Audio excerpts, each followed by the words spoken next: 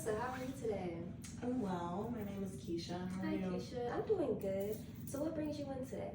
I've just been having a hard time dealing with some things in my past, and I feel like I should probably get a hold of it now before it starts to affect my future. Of course. No, that's very smart. That's good. So, can we talk about the events that brought you in today? Yeah, so basically, I have a really steady, nice life. I live downtown with my husband, and we both work.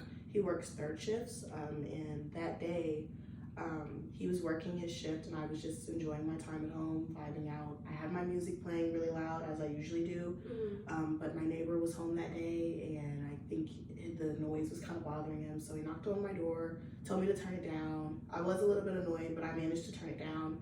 But then I got another knock, and I assumed that it was my neighbor, and I opened the door wide open to a man that was there, and he came in, shut the door, locked it behind him, and he raped me.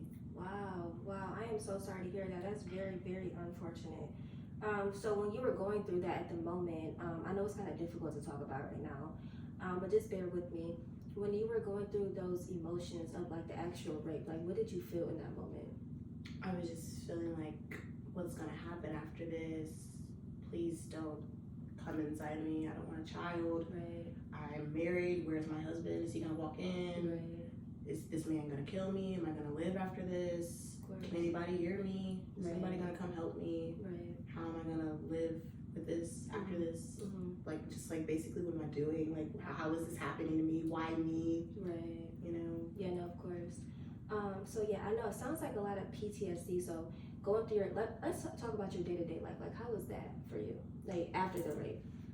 After, it was just really hard for me to go out into the hallway of my apartment because I didn't know how that man got in here. I'd never seen him before.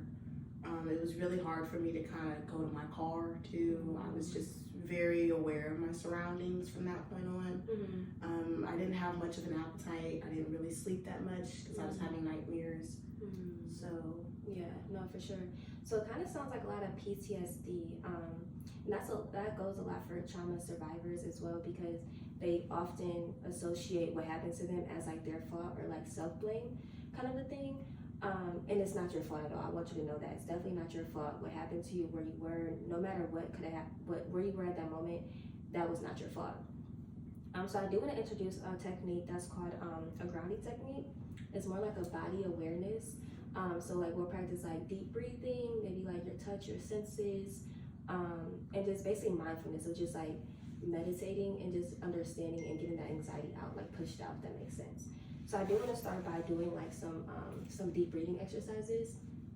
So just basically you breathe deep in from your diaphragm and then breathe out really slowly. Okay. So I'll practice with you if that's okay. Okay. So breathe in and then breathe out.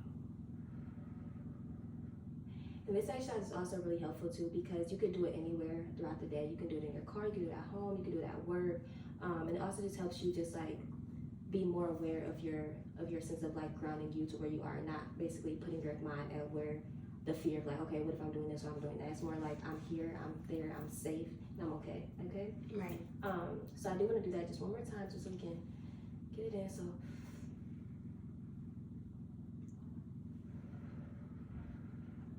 Good. Yeah, so I definitely want you to practice that. I think it'll be really good for you, especially just because you're dealing with a lot of trauma right now and like kind of like self-blame.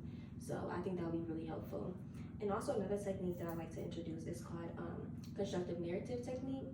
So basically this is like rewriting not really rewriting, but just kind of revising your story to make it seem like it wasn't your fault, and not put all the negative emotions in the past and go with the positive emotions, if that makes sense. Like, you're safe and you're okay, right? So basically, it's just kind of revision your story. So if you could, how would you revision your story of the rape, if that makes sense? Basically, it's not my fault that he barged in. He's a man, he's stronger than me, so it was gonna definitely be almost impossible for me to like really fight back and win. Of course, yeah, that's good. Okay. Yeah, and I like how you said that it wasn't he was bigger than you, so no matter what could have happened, he was going to basically be more of a force to you. And that's very important to recognize too, because it makes it in the story of no matter how he tried to hurt me, I was gonna be hurt regardless. Like I have to just basically accept that, and that's what goes into acceptance. Just kind of accepting what happened to you, so you can kind of move on from what happened. Because if you never accept it, you're gonna still be dealing with like these emotions of just being hurt, being sad, having a lot of anxiety, being fearful of even men in general, and even your husband too. Like like that can also play a part in like your bedroom and not wanting to have like sexual intercourse with him because of the rape, and thinking of the rape and how it was so traumatic for you. I know like another good thing with this technique, you can also start journaling. Have you tried that before? No. Okay, so basically journaling is just writing down whatever you feel is necessary, your emotions, your thoughts, how you feel for that day, what you don't like about that day, what you ate for that day. And it just plays a big part of just learning your emotions and how you deal or handle with your traumatic experiences, if that makes sense. So you can practice that too. You can do that daily. You can do that every other day. I know at first it might be a little challenging just to start writing out your emotions, Yeah.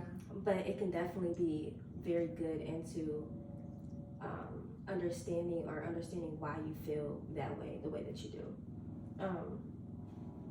And it also provides access to like new solutions, as far as just, so for the raping, for example, how you said it wasn't your fault, you're not to blame, but at the same time, you can also say that maybe if I was not having music so loud or something like that, you know what I mean? So it's not your fault. You can basically write or revision like what could happen if this or if then, or you know what I mean? Yeah. So I think that'll be very good too.